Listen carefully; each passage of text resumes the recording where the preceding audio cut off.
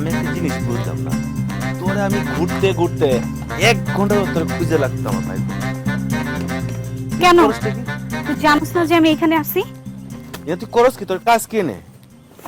আমি এখানে কি করি তুই কি যে দেখোস না? চোখে তুই চাঙ্গে নিয়ে বসোস? বুঝবি না?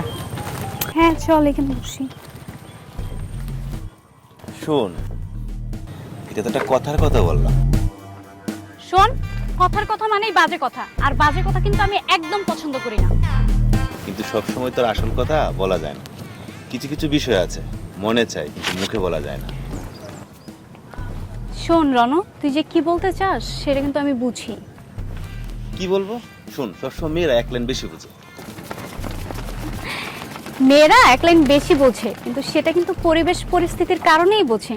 এই যে মনে কর, জিরাফের গলা কেন লম্বা হয়, সজারুর গায়ে কেন কাটা থাকে, আবার সাপের দাঁতে কেন বিষ থাকে।